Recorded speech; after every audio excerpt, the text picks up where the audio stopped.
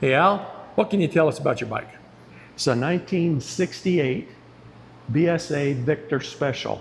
They came out in '68 with the square barrel. Before that, they were called round barrels. This one is a square barrel unit. And so we ran these at Manzanita Speedway. Byron raced the bike. I did all the building and tuning. We held the #1 plate in the state of Arizona for '68, '69, and '70. Not only in the open class, which this ran in, but we also ran a 250 DT1 Yamaha in the 250 class, and he ran both races at the same time at the same racetrack, and he won the #1 plate in the state of Arizona for the 250 also.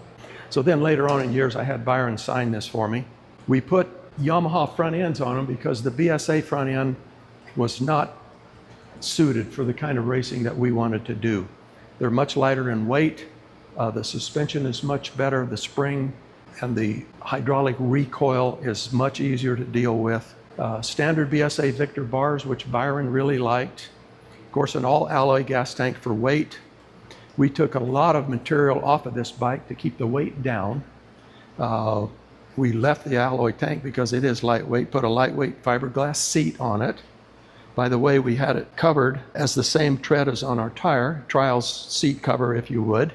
Motor has been highly modified. One of the things that we've done is we have built an exhaust pipe. They were very small exhaust pipe. We put on this much larger Boss exhaust system with an open megaphone.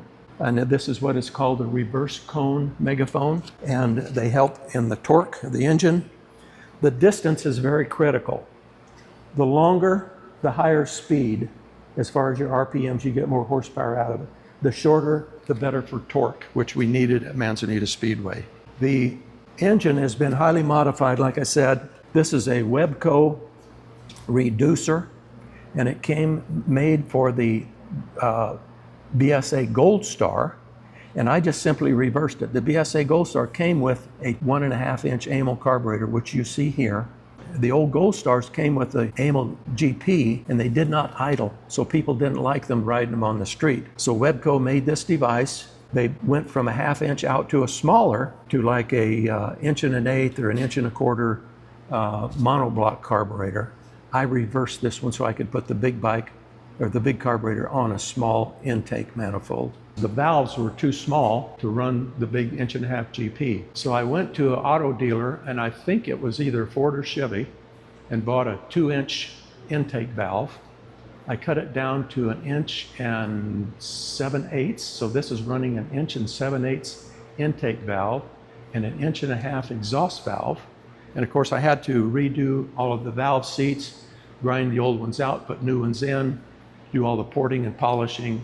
And so that's another thing that gave us an advantage as far as horsepower is concerned.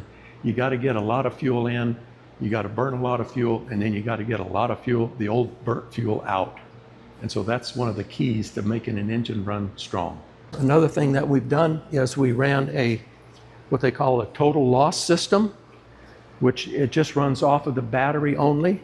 The battery was hid behind the number plate. It's still there. When we took the alternator and equipment off of this side of the engine, we're not running horsepower to turn that alternator, so that's all gone. The weight's gone. We just run battery, points and condenser, and spark plug. Okay. This is a different oil tank than what came on them. And the bike is known as a Victor Special. Of course, I turned it around and called this a Special Victor, which it is.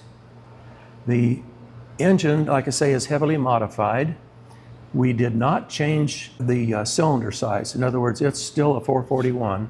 We did not make it a 500. We tried that one time. It didn't run as good.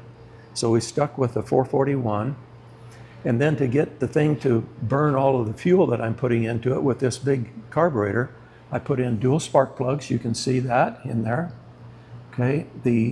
What I used for the ignition coil, I discovered that the 750 Honda came out with dual ignition coils, and each ignition coil had 2 outlets on it. So that worked perfectly for my twin spark plugs with the one coil, which is mounted underneath the gas tank. We used a Sifton cam, Tom Sifton out of California. made an incredible cam for these things and gave it a bunch of horsepower. And by the way, as I remember it, this is the condenser. It's a big heavy-duty condenser and I can't remember the name of the company that made those, but it was used in race cars. So it's really gives you a hot lead, a hot spark with that large condenser on there. What else can I tell you about this bike? How about it beat the 750s at Manzanita Speedway? The 750 Twin Triumphs. The 750 Twin Triumphs, this bike would beat them. And our main competitor at that time was John Sellers. Great guy. John and I always got along. But he actually made his 650 Triumph into a 750, and he could not beat us at Manzanita when we rode this Victor. Racing is always a power to weight ratio. You've got to get that down, and their bike was probably another 100 pounds or more heavier than this bike.